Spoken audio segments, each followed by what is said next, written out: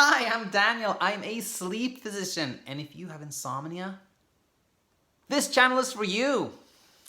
Today I'm very excited to try a little bit of a different concept in this particular video. Instead of going over a tip, I want to focus on a common problem and give you some advice in terms of how you may be able to overcome or solve that problem.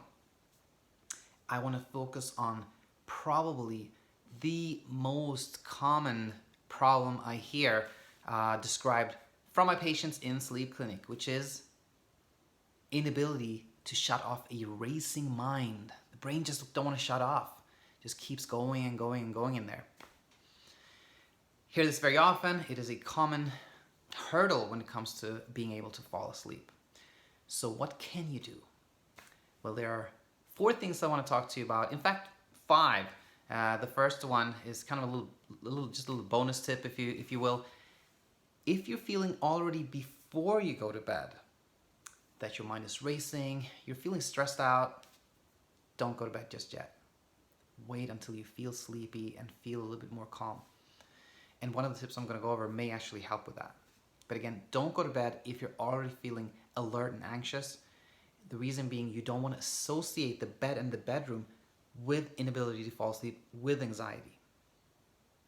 Okay, so how about those remaining 4 things? Well, the first thing I want to go over is progressive muscle relaxation. And I have shot another video completely focused on that, so feel free, of course, to check that one out. If you haven't, this is what you should be doing. Start as you're lying in bed by tensing up the muscles of your face really hard. Okay, like that, really hard. Keep them tensed up like that for a few seconds, and then slowly relax those muscles. Take a few deep breaths. Move down to your shoulders. Do the same thing. Tense up your shoulders really hard. Keep them tight for a few seconds, then relax them and take a few deep breaths. Then move down to your abdomen, your thighs, and your calves.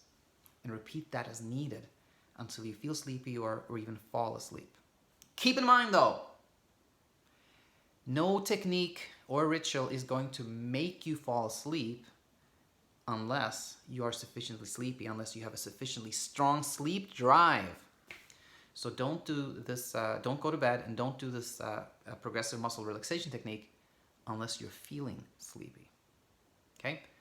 Number 2, something that I've heard quite a few patients tell me helped is journaling. Set some time off well ahead of going to bed, an hour or so, maybe more before you go to bed, and write down all the things that you may be worried about, all the things that you may have to do the next day that keep you preoccupied. Write them down, designate some time to focus on these things, and that may help you not think about those things when you go to bed later on. Okay? Number 3, a cognitive relaxation technique.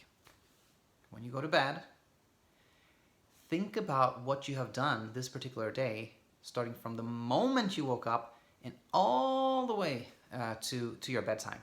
And do this in detail. So you think about what time you woke up, what you did immediately after waking up, what you had for breakfast, what you had to drink for breakfast, what color your toothbrush was, everything. And that's good because it is engaging enough to keep you distracted from thoughts that normally would keep you from falling asleep, but it is not so engaging that it in itself will keep you from falling asleep.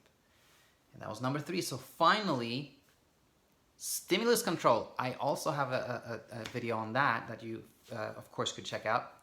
Stimulus control means that you should only be sleeping really in your bed. So if you find yourself having those racing thoughts, inability to fall asleep, and you feel like, even let's say if you've done these relaxation techniques, you've been journaling, you still just can't fall asleep, and it's been what you feel like is 15 to 20 minutes, leave the bedroom and only go back when you're starting to feel sleepy again.